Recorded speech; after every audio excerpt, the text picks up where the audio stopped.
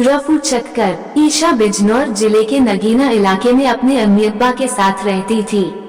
उससे बड़ी दो बहनों की शादी पहले ही हो चुकी थी। बाकी के दो भाई मुंबई में स्टोर चलाते थे। घर पर केवल ईशा और उसके अम्मी अब्बा ही रहते थे। उनका घर मेन रोड पर था। जब ईशा छत पर कपड़े फैलाने जाती थी तो अक्सर आने जाने वाले लड़के उसे हसरत भरी निगाहों से देखते थे। ईशा की उम्र अभी 17 साल थी, पर वह थी बड़ी गजब की खूबसूरत।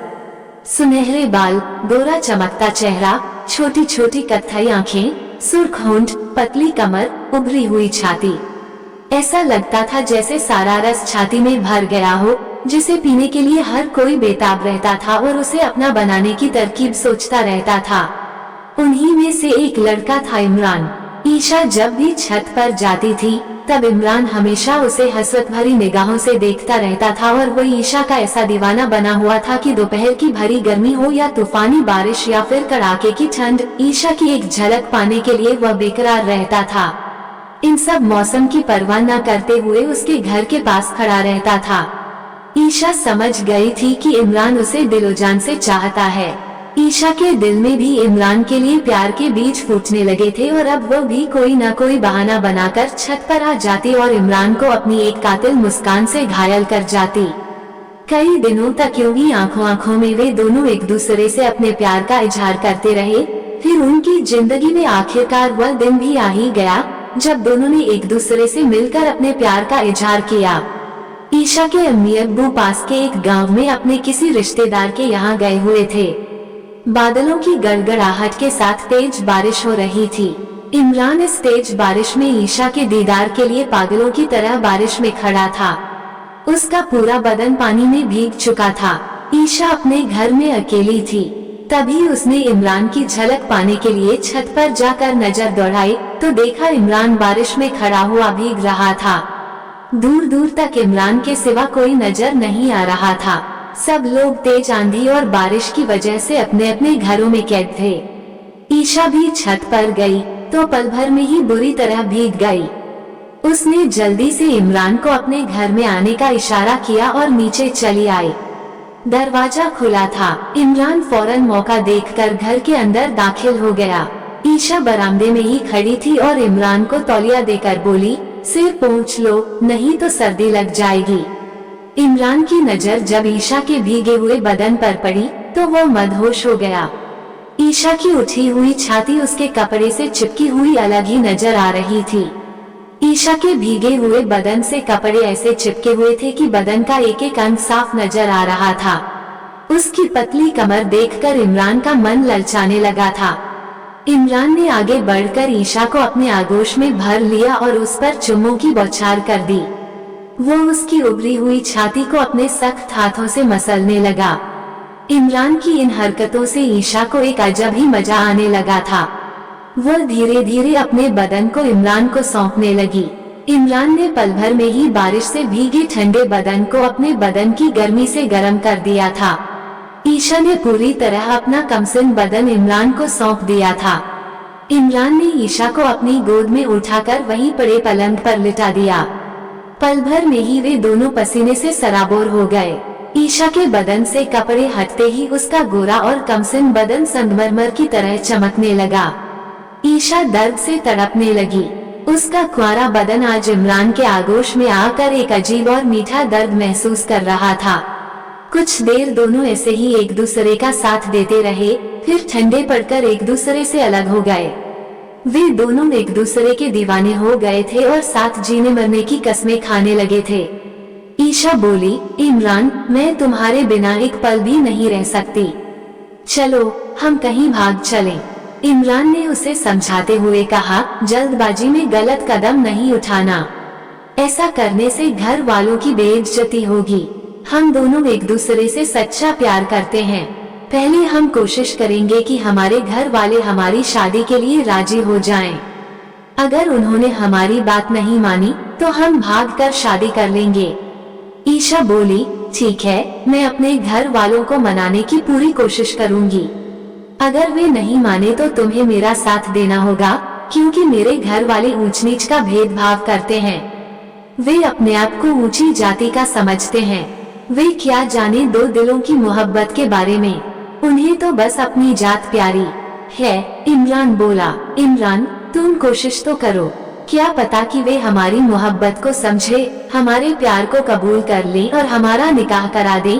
ईशा की यह बात सुनकर इमरान ने उससे रुखसती ली और अपने घर चला गया।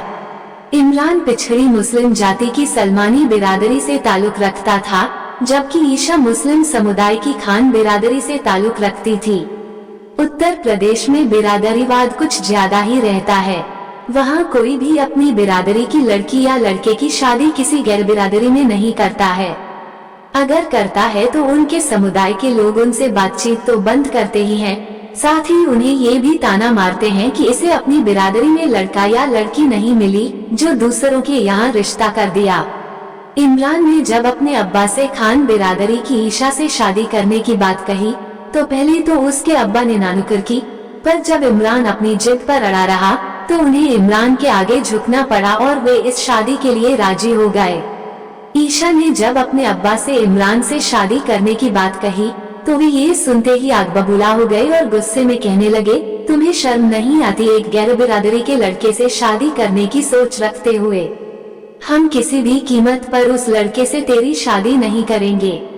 अभी तेरी उम्र ही क्या है जो तेरे ऊपर इश्क का भूत सवार हो गया। ये सब हमारी आजादी का नतीजा है। कहते हुए उन्होंने ईशा पर कड़ी नजर रखने की हिदायत दी। ईशा रोती बिलखती रही और अपनी मोहब्बत की भीख मांगती रही, पर उसके अम्मी अब्बा इमरान से उसकी शादी के लिए राजी न हुए। ईशा की उम्र 18 साल होने में अभी 1 महीना बाकी था। वो अपनी मर्जी से इमरान से शादी करने के लिए अभी मजबूर थी और उस 1 महीने का इंतजार कर रही थी कि कब उसकी उम्र 18 साल हो और वह इमरान के साथ रफू चक्कर हो जाए। ईशा ने इमरान को अपनी अम्मी अब्बा की सारी बातें अपनी एक सहेली के जरिए बता दी जो उसकी खास सहेली थी। अब इमरान और ईशा की प्रेम कहानी प्रेम पत्र के जरिए चलने लगी, जिसको ईशा की एक सहेली अच्छी तरह से अंजाम दे रही थी। दोनों तरफ एक दूसरे को पाने की आग लगी थी। उनका एक दूसरे से मिलना जुलना मुश्किल हो रहा था। बस प्रेम पत्र के जरिए ही वे अपने अपने प्यार का इजहार करते और अपने दिल की बात एक दूसरे से शेयर करते। 1 महीने तक वे दोनों अपने अपने दिल पर पत्थर रखकर बिना एक दूसरे से मिले अपनी बात प्रेम पत्र के द्वारा ही बताते रहे। फिर आखिरकार वह दिन भी आ गया जब ईशा 18 साल की हो गई। वह आज बहुत खुश थी। उसके सपनों का राजकुमार अब उसे मिलने वाला था। ईशा उसकी बाहों में अपने आप को सौंपकर उससे जी भर कर प्यार करने के लिए बेचैन थी, इसलिए आज उसके चेहरे पर अजीब सी खुशी दिखाई दे रही थी।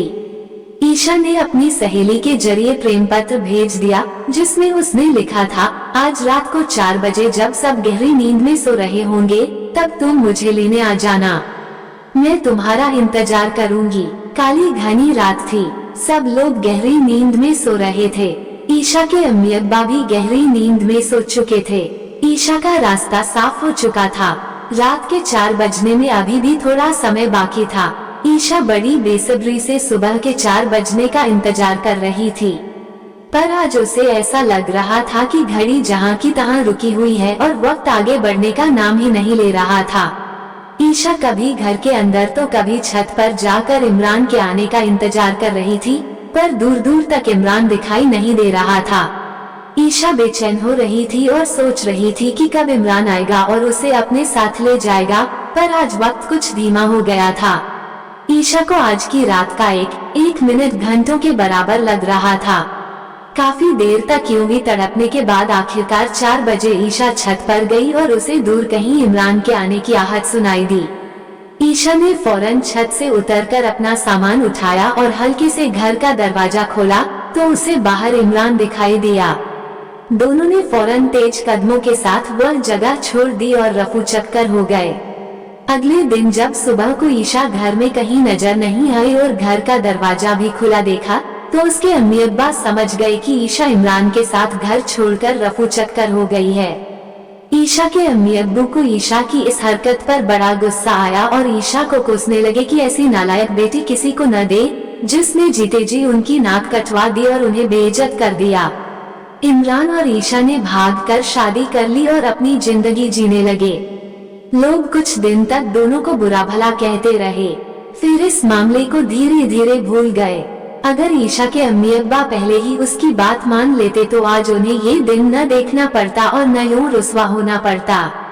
उनकी बेटी भी उनके पास होती और इज्जत भी बनी रहती।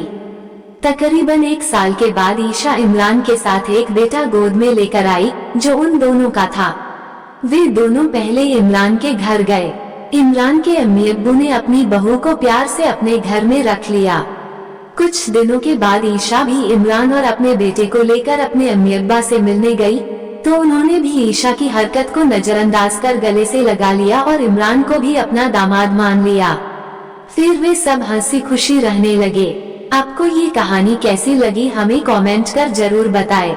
इसी तरह की अच्छी कहानियाँ आप यहाँ पर पढ़ सकते हैं। यहाँ उपस्थित शिक्षाप्रद कहानियाँ आपका मनोरंजन करने के साथ दिशा भी देंगी। तो बने रहिए हमारे साथ और हमारे प्रयास को सफल बनाएं।